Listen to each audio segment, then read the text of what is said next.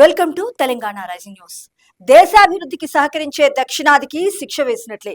లోక్సభ సీట్లు 850కి పెంపు పూర్తి వివాదాస్పదమంటూ సీఎం రేవంత్ రెడ్డి గారు వ్యాఖ్యానించారు. లోక్సభ సీట్ల పెంపు విషయంలో ఇటు జాతీయ స్థాయిలోనూ రాజకీయంగానూ ఏకాభిప్రాయం సాధించాలని, మహిళా రిజర్వేషన్ కోటా బిల్లును మాత్రం తక్షణమే అమలు చేయాలని తెలంగాణ ముఖ్యమంత్రి శ్రీ రేవంత్ రెడ్డి గారు డిమాండ్ చేశారు.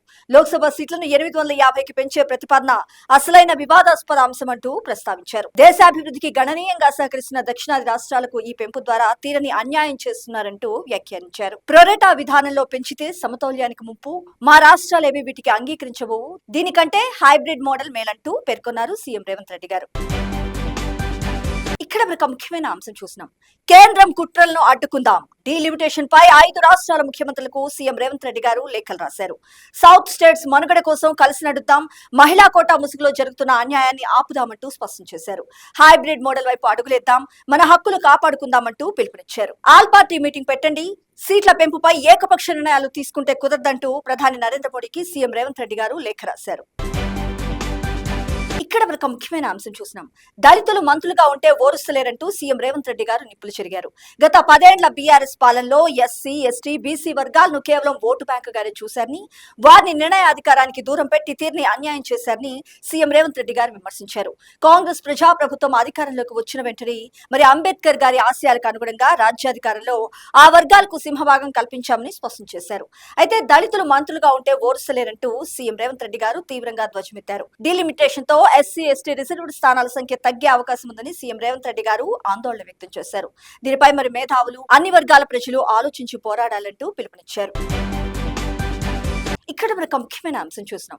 బీజేపీ, ఆర్ఎస్ఎస్ లు తమ విద్వేష ఆలోచన విధానంతో రాజ్యాంగాన్ని పూర్తిగా ధ్వంసం చేస్తున్నాయని కాంగ్రెస్ పార్టీ అగ్రనేత గౌరవశ్రీ రాహుల్ గాంధీ గారు నిప్పులు చెరిగారు. బీజేపీ మతం, కులం పేరుతో ప్రజల మధ్య చిచ్చు పెట్టి ఓట్లు దండుకుంటుందని మండిపడ్డారు. ఓటర్ల జాబితాలో పేర్ల తొలగింపు రాజ్యాంగ విరుద్ధమని, కాంగ్రెస్ పార్టీ అధికారంలోకి రాగానే అన్యాయంగా తొలగించిన పేర్లను మళ్లీ చేరుస్తామంటూ స్పష్టం చేశారు కాంగ్రెస్ పార్టీ అగ్రనేత గౌరవశ్రీ రాహుల్ గాంధీ గారు. ఇక్కడ మనకు ముఖ్యమైన అంశం చూసినాం.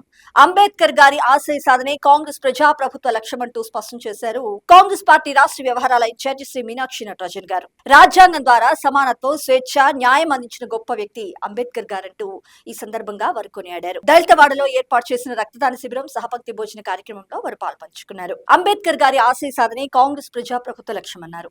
ఆయన తన కలం ద్వారా రాజ్యాంగాన్ని రచించి సమాజంలోని బడుగు బలహీన వర్గాలకు ఆశాదీపంగా నిలిచారని కొనియాడారు. ఇక్కడ ఒక ముఖ్యమైన అంశం చూసినాం. కేటీఆర్ పాదయాత్ర చేసినా ప్రజలు ఎంత మాత్రం క్షమించరని, అంతకు ముందు బీఆర్ఎస్ హయాంలో రాష్ట్రాన్ని దోచుకోవడంపై ఆయన చెల్లెలు కవిత సంధించిన ప్రశ్నలకు ఆయన సూటిగా సమాధానం చెప్పాలంటూ PCC chief MLC Mahesh Kumar Goud గారు నిలదీశారు. ఖమ్మంలోని కాంగ్రెస్ పార్టీ కార్యాలయంలో జిల్లా, నగర కాంగ్రెస్ నూతన కార్యవర్గ సభ్యుల ప్రమాణ స్వీకార కార్యక్రమానికి డిప్యూటీ సీఎం మల్లుభట్టి విక్రమార్క గారు, మంత్రి పొంగులేటి శ్రీనివాస్ రెడ్డి గారితో కలిసి వారు హాజరై మాట్లాడారు. కార్యకర్తల కష్టంతోనే రాష్ట్రంలో పార్టీ అధికారంలోకి వచ్చింది. 10 ఏళ్ల బీఆర్ఎస్ పాలనలో నాడు అడ్డగోలుగా అప్పులు చేస్తే మేము వాటికి వడ్డీలు, వాయిదాలు చెల్లిస్తూ సంక్షేమ పథకాలు అమలు చేస్తున్నాం. తెలంగాణలో గత పాలకులు నాశరకంగా కట్టడాలు కట్టి గుత్తేదారుల జేబులు నింపారు. వచ్చే 10 ఏళ్ల పాటు రాష్ట్రంలో కాంగ్రెస్ పార్టీని అధికారంలో ఉంటుంది. నియోజకవర్గాల్లో 100 సీట్లు సాధిస్తామంటూ ధీమా వ్యక్తం చేశారు. ఇక్కడ మనకు ముఖ్యమైన అంశం చూసినాం. అంబేద్కర్ గారు భారత్ లో పుట్టడం మన అదృష్టం అంటూ డిప్యూటీ సీఎం మల్లుభట్టి విక్రమార్క గారు పేర్కొన్నారు. అంబేద్కర్ గారి జయంతి సందర్భంగా మంగళవారం నెక్లెస్ రోడ్ లో 125 అడుగుల అంబేద్కర్ గారి విగ్రహం వద్ద PCC chief MLC Mahesh Kumar Goud గారు, మంత్రులు పొన్నం ప్రభాకర్ గారు, జూపల్లి కృష్ణారావు గారు, వాకిటి శ్రీహరి గారు, ఎమ్మెల్యే దానం నాగేందర్ గారు తదితరులతో కలిసి వారు ఘన నివాళులర్పించారు. అనంతరం తెలంగాణ భాషా సాంస్కృతిక శాఖ ఆధ్వర్యంలో అంబేద్కర్ మ్యూజియానికి చెందిన బ్రోచర్ ను డిప్యూటీ సీఎం మల్లుభట్టి విక్రమార్క గారు ఆవిష్కరించారు.